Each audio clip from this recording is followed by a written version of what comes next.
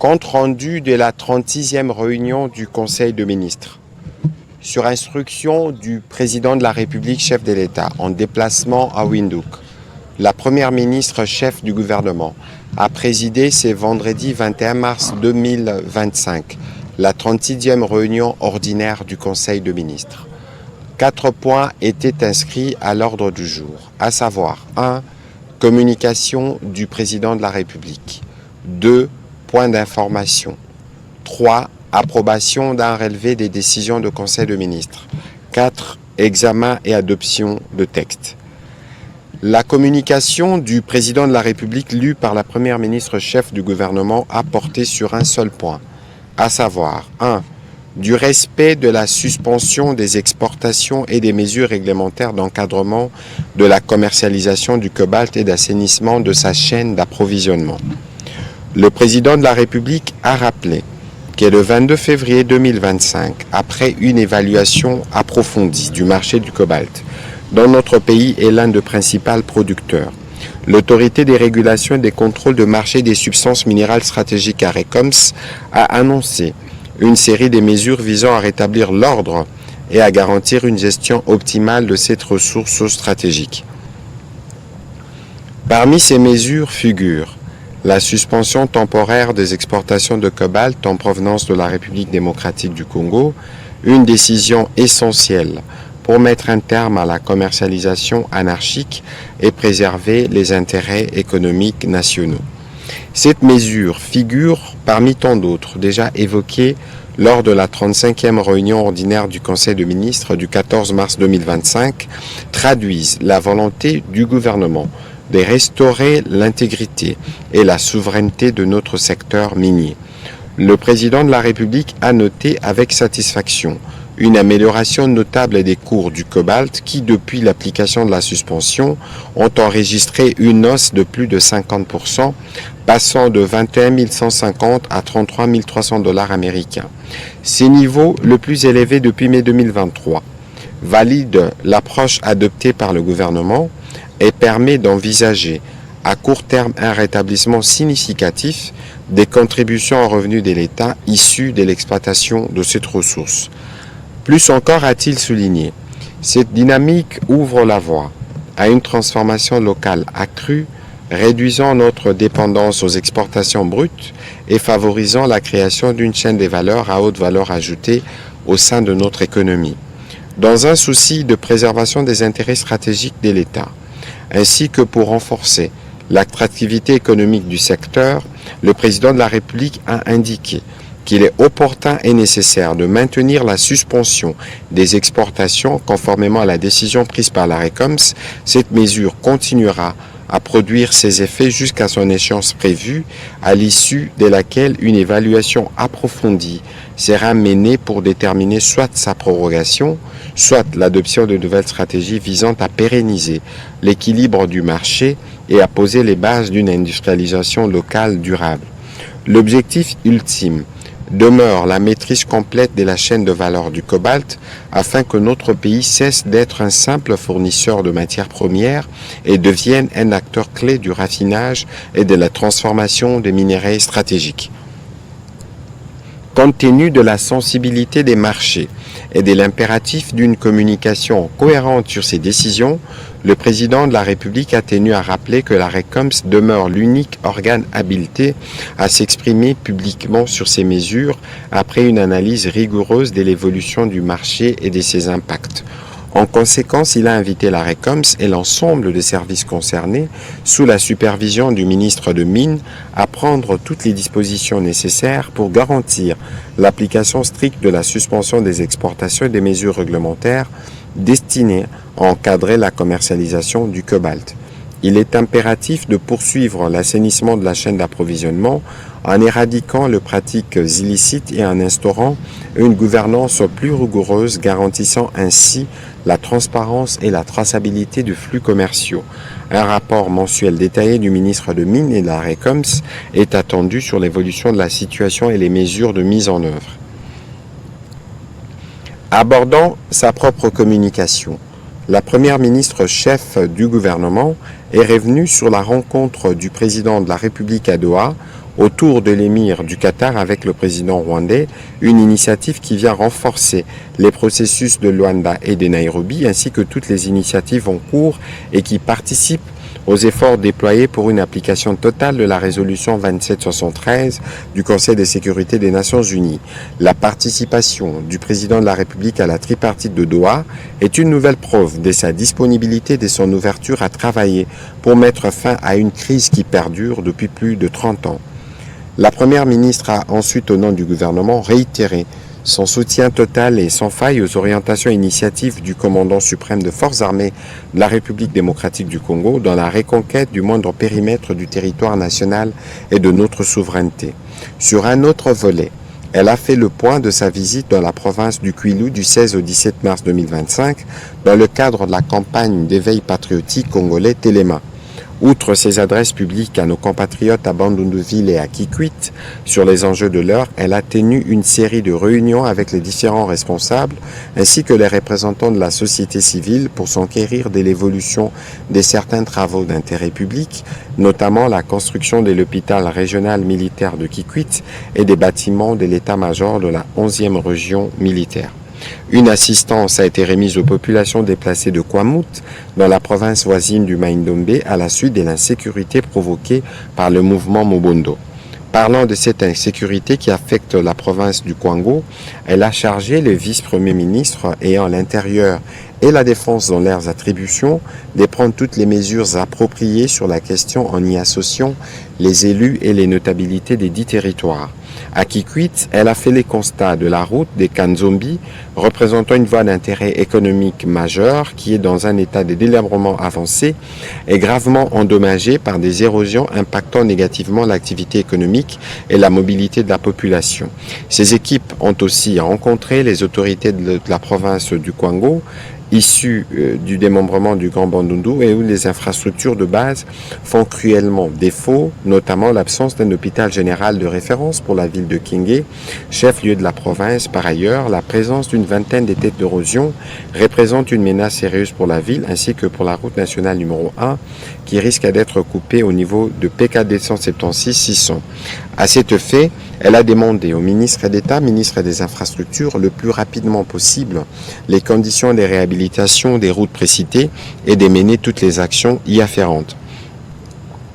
Quant à la situation générale de l'électricité dans les provinces du Kwilu et du Kwango, elle a demandé au ministre ayant l'électricité dans ses attributions de se pencher urgemment sur la question de la connexion de la ville de Kikwit par le barrage de Kakobola ainsi qu'à Idiofa-Ngungu, la possibilité de connecter la ville de Kenge via le parc agro-industriel de Bukangalonzo devrait également être analysée.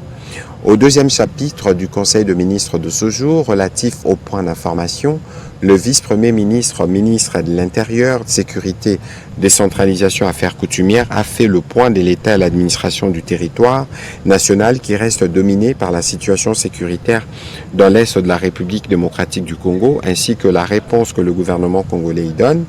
L'état d'esprit de la population a été principalement marqué la semaine dernière par la rentrée parlementaire dans les deux chambres du Parlement, l'Assemblée nationale et les Sénats. Au plan politique, il a été noté les encouragements et les soutiens de la population envers le président de la République pour les efforts en cours en vue de parvenir à une paix durable. Revenant sur la criminalité urbaine, il a rapporté que 356 cas présumés criminels ont été interpellés à Kinshasa par la police nationale appuyée par la 14e région militaire dans le cadre de l'opération Ndobo. Ils seront déférés auprès des juridictions compétentes pour être jugés en audience foraine. Il a été complété sur ces chapitres sécuritaires par le vice-ministre, ministre de la Défense nationale. Évolution de la situation récente sur les marchés d'échange ainsi que de biens et services. Intervenant comme invité, la gouverneure de la Banque centrale du Congo a indiqué que l'économie congolaise continue à faire preuve d'une stabilité remarquable depuis plusieurs semaines, renforcée par la coordination des politiques monétaires et budgétaires. Au cours de la semaine sous examen, le rythme de formation des prix intérieurs a ralenti et sur le marché d'échange, les taux se sont stabilisés à leur niveau dès la semaine précédente.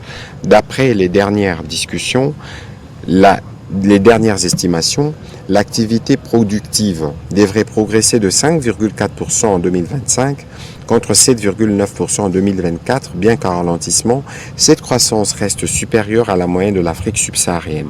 Le taux d'inflation hebdomadaire s'est situé à 0,14% contre 0,17% la semaine précédente, portant les cumuls à 2,05%.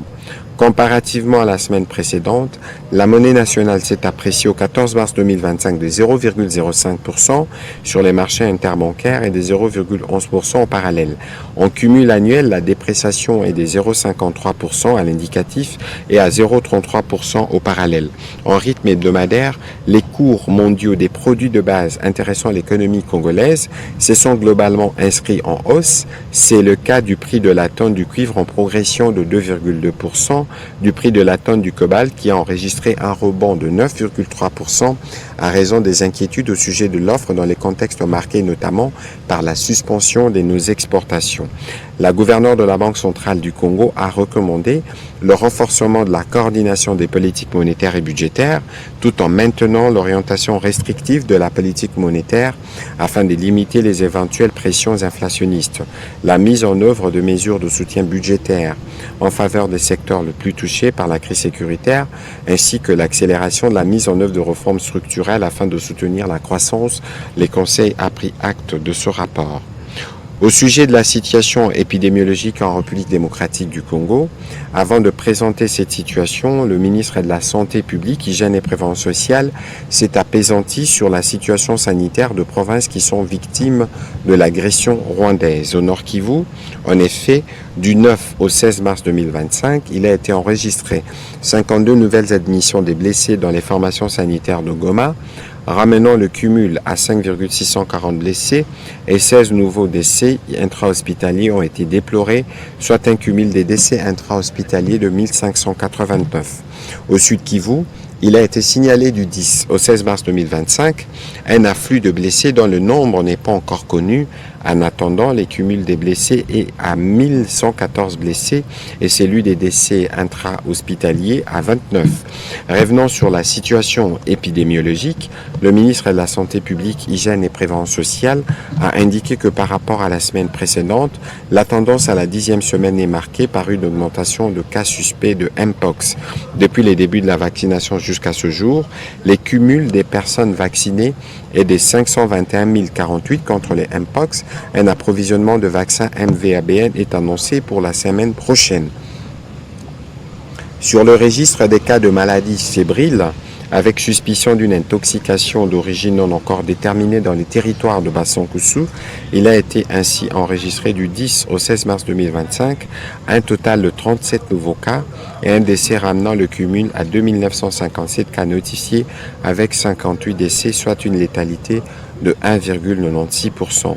Quant à la situation liée au choléra, il a été noté que la tendance à la 10e semaine est marquée par une diminution de nouveaux cas, passant de 1440 à 1031 cas suspects, avec une létalité de 1,8%. Pour toutes ces épidémies, les dispositifs de riposte du gouvernement sont bien opérationnels. État d'avancement de la construction des rocades à Kinshasa. Le ministre d'État, ministre des Infrastructures, a présenté au Conseil l'état d'avancement du projet des constructions de rocades de la ville de Kinshasa. Il a fait savoir que les travaux de rocade sud-est et sud-ouest sont prévus pour une durée de 30 mois et visent à revêtir 63 km de voirie urbaine pour une emprise minimum de 20 mètres de largeur, comprenant 4 bandes de roulement et des accotements aménagés de part et d'autre de la route. L'avancement physique de postes déclenchés depuis les débuts des travaux est estimé à 38% pour la rocade sud-est qui va de Ndjoku à Mitendi et à 62,2% pour celle qui va de Mitendi à Mboudi, et c'est à partir de devis quantitatifs de chaque rocade. Les taux d'exécution financière se situent globalement autour de 55,58% estimés pour le 15,5 km. Quelques défis à relever ont également fait l'objet des éléments présentés au Conseil et ces derniers a pris acte de cette note d'information.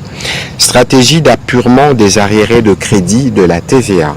Le ministre des Finances a informé le Conseil de la stratégie définie pour l'appurement des arriérés de crédit de la taxe sur la valeur ajoutée. Cette stratégie a été élaborée dans le cadre du programme soutenu par la Facilité élargie de crédit du Fonds monétaire international. Elle est consécutive à l'audit des certifications de tous les arriérés TVA envers les sociétés minières depuis 2021, réalisé en 2 phases par l'Inspection générale de finances. En vue d'assurer sa mise en œuvre harmonieuse, il a précisé que la dite stratégie se fonde sur le comportement saisonnier infra-annuel des recettes fiscales et non fiscales et s'adosse sur un mécanisme de recouvrement de la dette fiscale.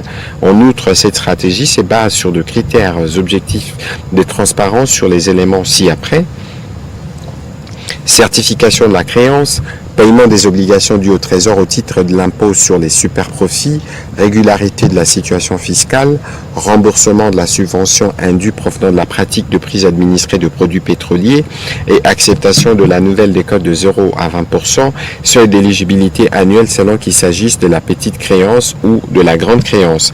La présente stratégie permettra de renforcer la stabilité du cadre macroéconomique à travers une amélioration de l'offre des devises. Aussi, le remboursement des arriérés de crédit de la TVA constitue-t-il un signal fort aux partenaires tant privés qu'étrangers en termes du climat des affaires et contribuera à rassurer davantage les investisseurs particuliers, particulièrement ceux du secteur minier.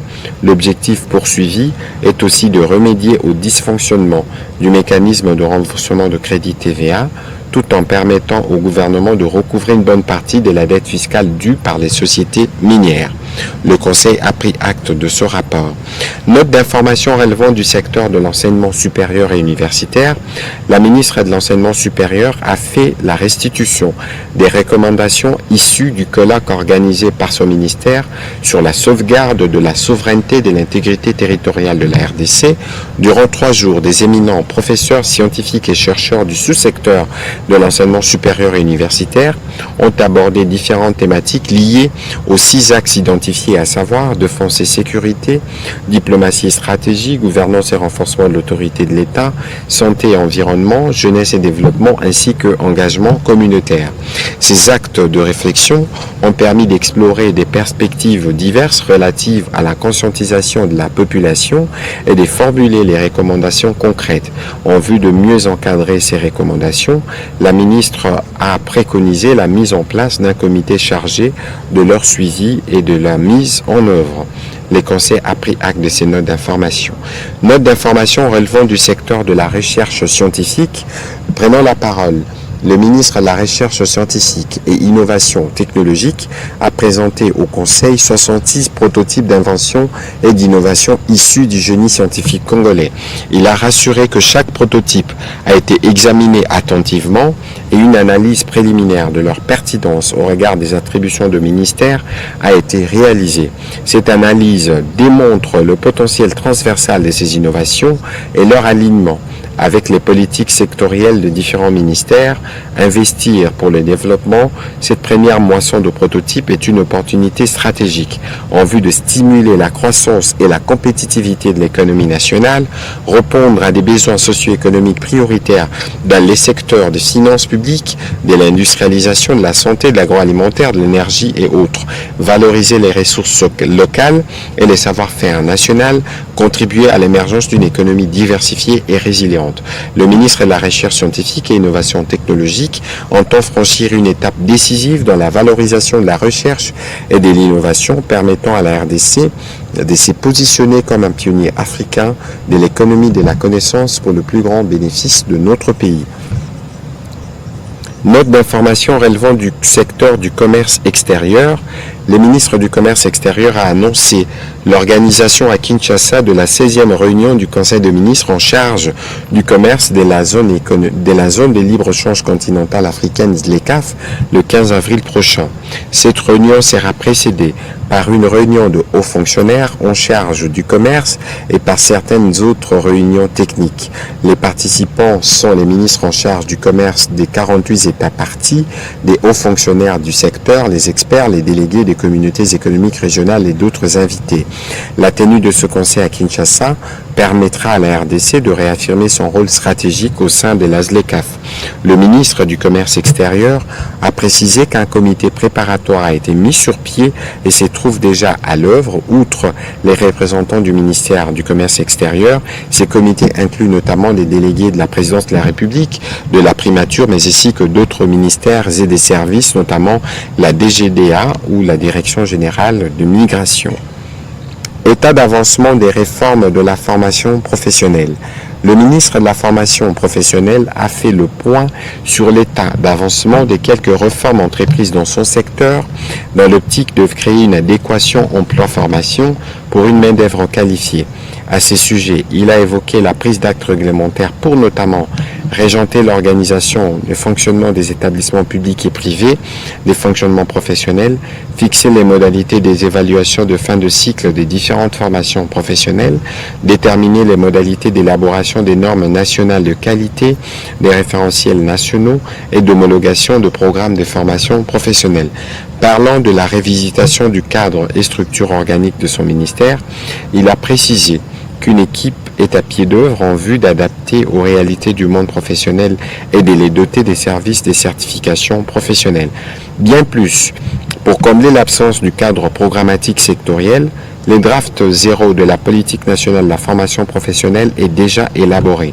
Il vise une meilleure structuration des efforts pour éviter la duplication des actions, maximiser l'impact des interventions et instaurer une responsabilité collective des acteurs du secteur à travers les actes prioritaires tracés. À propos du financement de la formation professionnelle qui exige des moyens colossaux, les options innovantes ont été identifiées afin de parvenir dans une démarche participative de certaines structures étatiques intervenant dans les secteurs. Le ministre de la formation professionnelle a sollicité la mise en place d'une commission pluriministérielle dont relève chaque structure en vue d'approfondir l'examen de la question aux fins de présenter sous forme d'un dossier des options et des solutions à proposer à l'issue de ces travaux. Le Conseil a pris acte de sa note d'information. Au chapitre 3 du Conseil de ministres de ce jour, le Conseil de ministres a approuvé le relevé des décisions prises lors de la 35e réunion ordinaire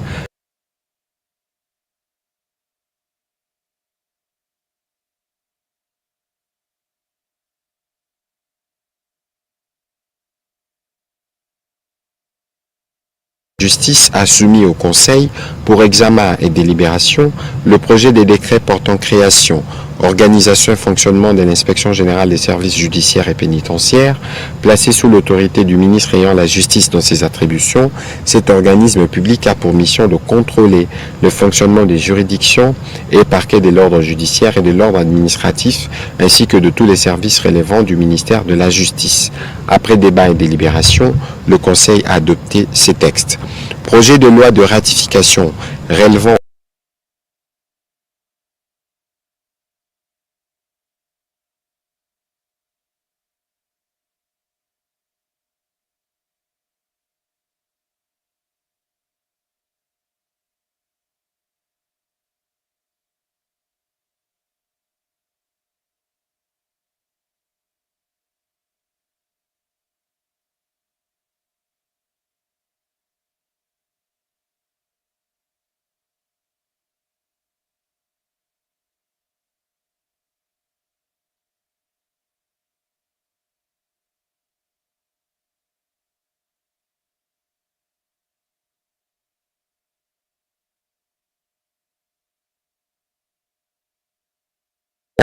conclu entre la République démocratique du Congo et le Fonds de l'OPEP pour le développement international au titre du programme régional d'appui au développement des infrastructures et des valorisations de ressources en eau transfrontalière entre la République centrafricaine et la République démocratique du Congo.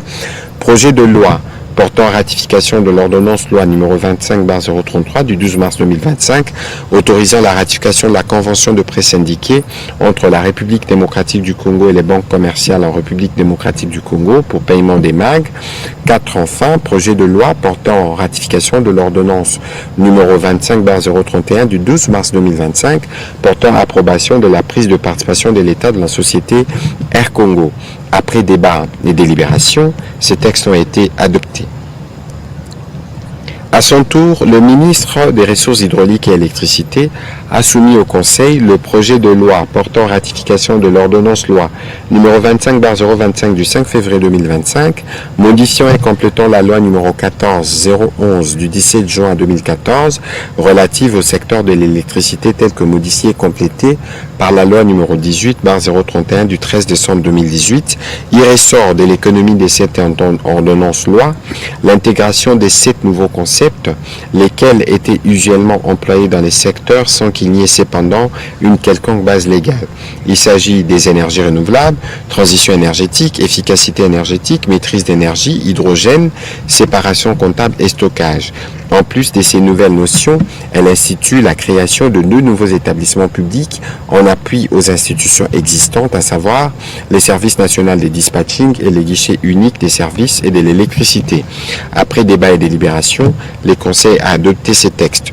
Projet de décret relevant du secteur des hydrocarbures, le ministre des hydrocarbures a soumis au Conseil le projet de décret portant modification du décret numéro 16/010 du 19 avril 2016 portant règlement de l'hydrocarbure. Il a expliqué la nécessité de combler les déficits de réglementation sur le gaz de pétrole liquéfié afin de promouvoir cette filière, de garantir la sécurité et d'en faciliter l'accès aux consommateurs ainsi qu'assurer les meilleures conditions d'accès au marché aux investisseurs privés, ce qui est en phase avec le plan directeur pour le développement de cette filière élaboré par les experts de son ministère avec l'appui du PNUD et les financements de l'initiative RED+. Après débat et délibération, ce texte a été adopté. Projet de loi relevant du secteur de la formation professionnelle. Le ministre de la Formation professionnelle a soumis au Conseil le projet de loi de ratification de l'ordonnance loi numéro 25/026 du 10 février 2025 autorisant la ratification par notre pays de la Convention sur l'enseignement technique et professionnel signée à Paris le 10 novembre 1989. Après débat et délibération, le Conseil a adopté ce projet de loi. Projet de loi relevant du secteur de la culture, des arts et du patrimoine, la ministre de la Culture a soumis au Conseil le projet de loi portant ratification de l'ordonnance loi numéro 025/030 du 12 mars 2025 portant principes fondamentaux relatifs à la culture et aux arts en République démocratique du Congo. Elle a sollicité cette ratification conformément à l'article 129 alinéa 2 de la Constitution et de la loi d'habilitation du gouvernement du 20 décembre 2024. Après débat et délibération, ces projets de loi a aussi été adoptés. Commencé à 14h45, la réunion du Conseil de ministres a pris fin à 18h42. Je vous remercie.